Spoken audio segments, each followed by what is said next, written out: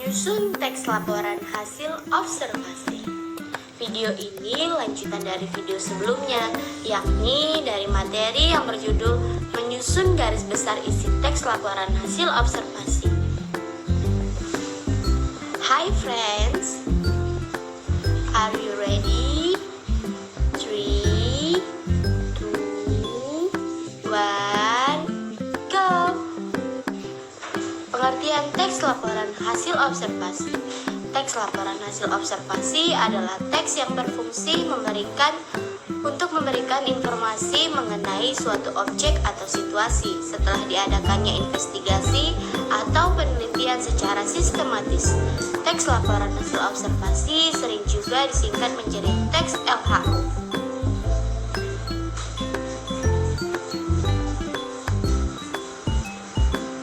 Apa tujuan dari teks laporan hasil observasi? Teks laporan hasil observasi biasanya berisi fakta-fakta yang dapat dibuktikan secara ilmiah. Tujuan teks laporan hasil observasi adalah untuk mendeskripsikan informasi dan penjelasan rinci mengenai suatu hal dari sudut pandang keilmuan kepada pembaca.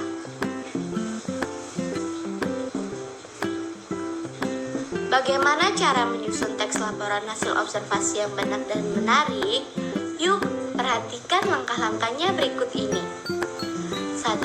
Tentukan tema kegiatan observasi. Sebelum melakukan kegiatan observasi, kamu perlu menentukan terlebih dahulu tema objek yang ingin kamu teliti.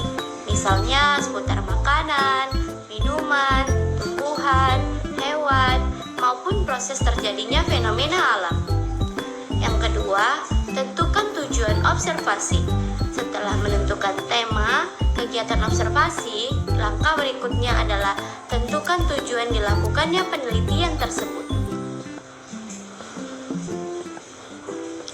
Yang ketiga, melakukan proses observasi. Kemudian proses observasi penelitian pun dilakukan. Pastikan kamu melakukannya dengan teliti dan hati-hati ya, supaya hasil yang diperoleh sesuai dengan prediksi dan akurat. Yang keempat, menyusun kriteria aspek yang harus dilaporkan. Setelah melakukan observasi dan mendapatkan data-datanya, kita harus menyusun kriteria aspek yang akan dibahas, dideskripsikan, dan dilaporkan dalam teks laporan hasil observasi. Yang kelima, membatasi aspek yang harus dilaporkan. Kita harus membatasi aspek apa saja yang harus dilaporkan agar tidak keluar dari tujuan yang telah dibuat. Yang keenam, mendeskripsikan unsur-unsur yang dijelaskan sesuai aspeknya. Dimulai dengan mendeskripsikan atau mengartikan aspek yang dipilih berupa pernyataan umum. Jangan lupa untuk menggunakan kaidah kebahasan kalimat definisi. Yang ketujuh, melengkapi teks laporan hasil observasi dengan data dan gambar.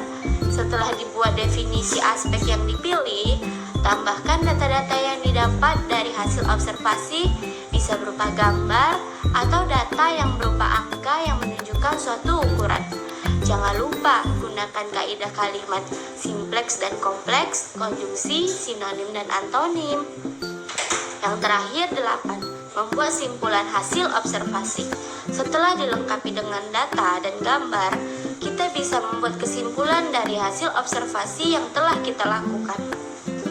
Perhatikan contohnya ya.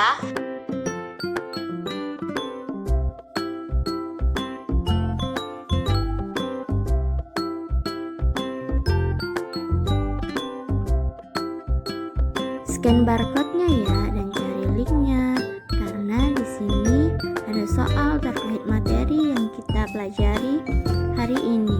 Thanks for watching.